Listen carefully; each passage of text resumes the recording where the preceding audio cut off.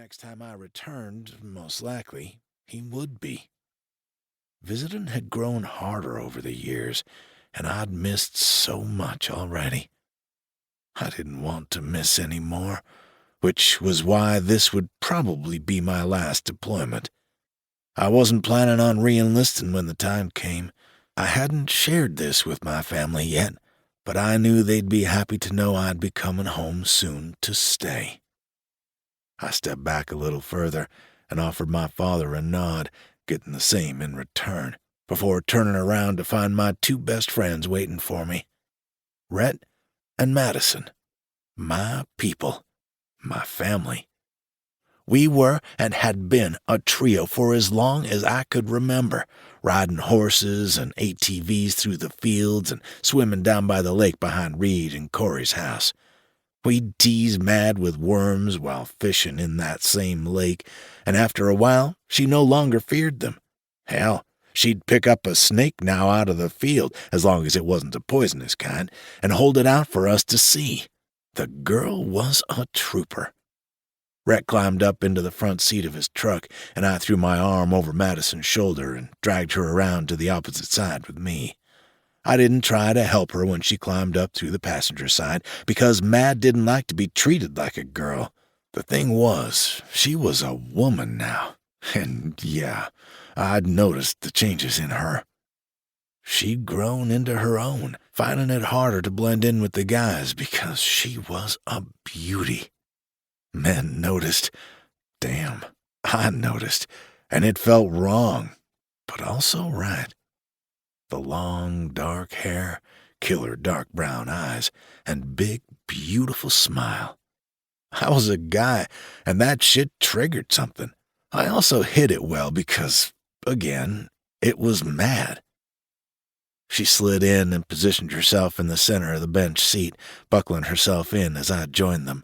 Through the front windshield, I offered my family another wave as Rhett began to back down the driveway. "I hate this," Maddison mumbled as she crossed her arms over her chest. Rhett and I exchanged a look before I placed my arm behind her and hugged her to my chest. She didn't fight, but came with ease, resting her head on my shoulder. "You've been here for 5 days, and I guess I just forgot to remind myself over and over that it wouldn't last." I took in a slow breath, fighting the urge to tell her I'd be coming home to stay before she knew it. I wanted to save that surprise until the time came closer. The news would only make the time drag on slower, in my opinion, at least for them. For me, it was already fucking crawling along in slow motion. "I'll be okay," I assured her, and she turned her face into my shoulder, tears blending with those of my mother's. The rest of the drive to the airport was done in silence, with only the radio playing so low it was almost non-existent. Our goodbyes were quick since I'd given my mother more time than I'd allowed. Rhett and I didn't get all brotherly and affectionate. It wasn't our style. Instead, we shared a quick, over-the-shoulder pat and bro-hug salute before I turned to face Maddison. I could sense the hesitation in her, like she thought if she remained distant, she'd be able to hold it together. Only I wouldn't allow it. I wrapped my arms around her tightly, lifting her in the air, and just held her there, with her arms dangling freely. She laughed.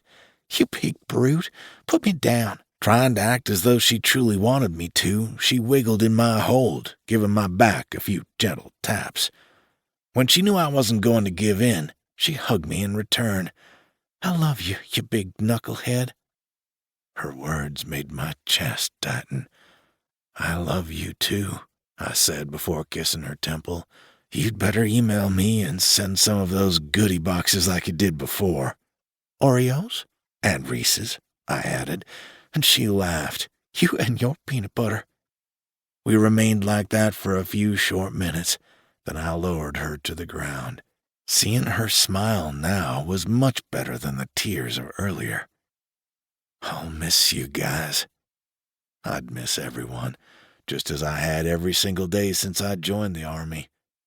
And with that, I turned around and left them staring after me.